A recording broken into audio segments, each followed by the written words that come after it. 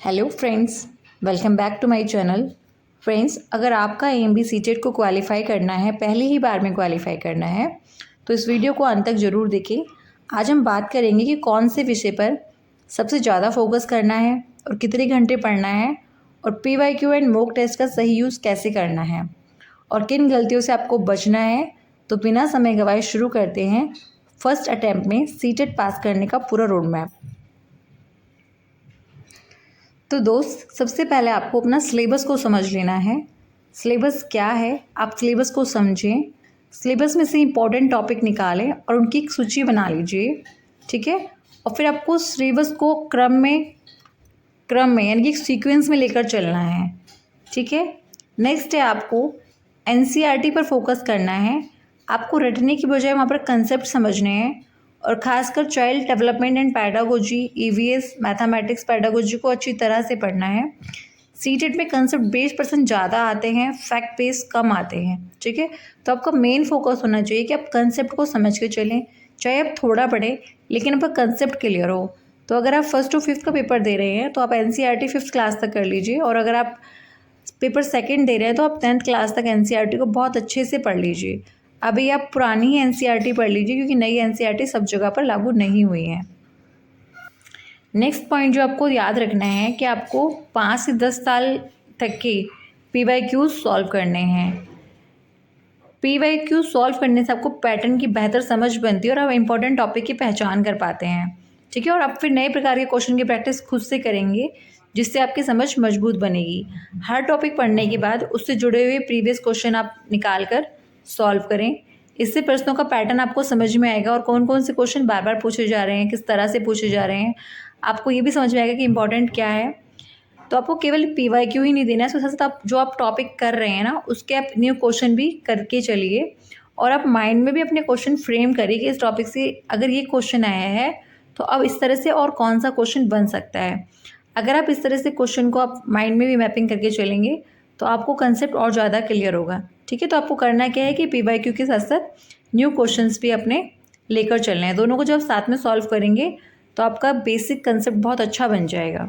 Next point है कि आपको डेली अपने short notes and daily revision करना है। हर टॉपिक के 1-2 पेज का आप शॉर्ट नोट बना लीजिए। आपने जो भी इंपॉर्टेंट टॉपिक कवर किया है उसको आप शॉर्ट नोट्स बना लीजिए, और रोज़ अपनी पढ़ाई से पहले 15 से 20 मिनट, 30 मिनट आप रिवीजन के लिए रखें। आपका जितना अधिक रिवीजन होगा ना, उतना अच्छा आपको पेपर पर रिकॉल हो पाएगा, कंट्रोल आपका उतना अच्छा बन पाएगा उस टाइम पर।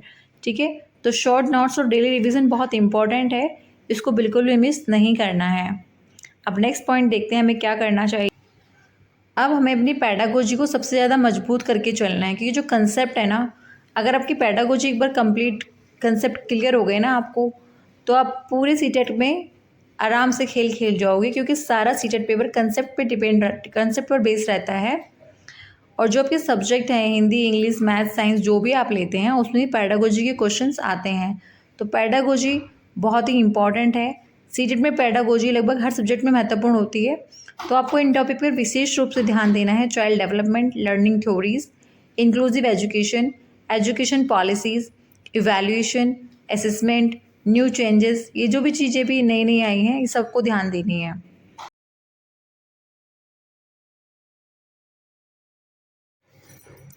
इसके अलावा जो इम्पोर्टेंट पॉइंट जो हमें बिल्कुल ध्यान में रखना है वो है हमारा मॉक टेस्ट। जब हम अपना थोड़ा बहुत सिलेबस कवर कर लेंगे उसके बाद हमको मॉक टेस्ट लगाने हैं। मॉक टेस्ट आपको कम से कम सप्ताह में 2 टेस्ट तो लगा ही लेने चाहिए। केवल टेस्ट देना ही नहीं होता, अपनी गलतियों को आपको फिर देखना है, अपनी गलतियों का विश्लेषण करना है, देखना है आप कहाँ पर वीक हो, उस टॉपिक को फिर से कवर करना है, गलतियों से समझना है, गलतियों से सीखना है, गलतियों को दोहराना नहीं है। ठीक है। तो कम से कम आपको सप्ताह में 2 से 3 मॉक टेस्ट भी लगाना है, और मॉक टेस्ट पे लगाते आपको जो मेन फोकस करना है वो करना है टाइम लिमिट पर। जितना टाइम आपको एग्जाम में मिलता है 2.5 आवर का, आप 2.5 आवर से भी थोड़ा कम टाइम लेकर अपने लिए चलेंगे और फिर मॉक टेस्ट लगाएंगे। ठीक है फ्रेंड्स। अब हम देखेंगे कि हमें क्या नहीं करना है, किन चीज़ों को हमें रिपीट नहीं करना है। तो फ्रेंड्स, हमें एक साथ कई सारी बुक्स नहीं खरीदनी है। हमें अपने पास एक ही बुक रखनी है, ज़्यादा 2 बुक रख सकते हैं, और एक वक्त में हमें एक ही बुक से पढ़ना है। रोज़ हमको अपनी रणनीति नहीं बदलनी है, रोज़ अपनी स्ट्रेटजी में कोई चेंज नहीं करना है। ठीक है। केवल शॉर्ट नोट या वन लाइन के ऊपर आप डिपेंड नहीं रहेंगे, आप इम्पोर्टेंट चीज़ों के पीछे नहीं भागेंगे, आप इम्पोर्टेंट चीज़ों को कंसेप्ट क्लियर करेंगे, ना कि आप इम्पोर्टेंट के चक्कर में बहुत सारा ढेर लगा लेंगे अपने पास, ठीक है। मॉक टेस्ट देने से आपको बचना नहीं है, मॉक टेस्ट ज़रूर देना है, और रिवीजन छोड़े बिना आप आगे बढ़ना ही मत। रिवीजन छोड़े बिना अगर आप आगे बढ़ते हैं तो आपका सारी मेहनत ख़राब है, क्योंकि देखो बच्चों, मेहनत से ज़्यादा ना सही रणनीति काम आती है। आप थोड़ा पढ़ो पर कंसेप्ट क्लियर रखो और लॉन्ग लास्टिंग लर्निंग करो, कि वो चीज़ आपसे कभी भी कोई पूछे तो आपके दिमाग में कंसेप्ट क्लियर हो, ठीक है। तो ये है कुछ पॉइंट्स हैं जिनको ध्यान में रखेंगे अगर आप, तो 100% आपका सीटेट एक ही बार में क्वालिफाई हो जाएगा। ओके फ्रेंड्स, वीडियो में लास्ट तक बने रहने के लिए थैंक यू, बाय बाय।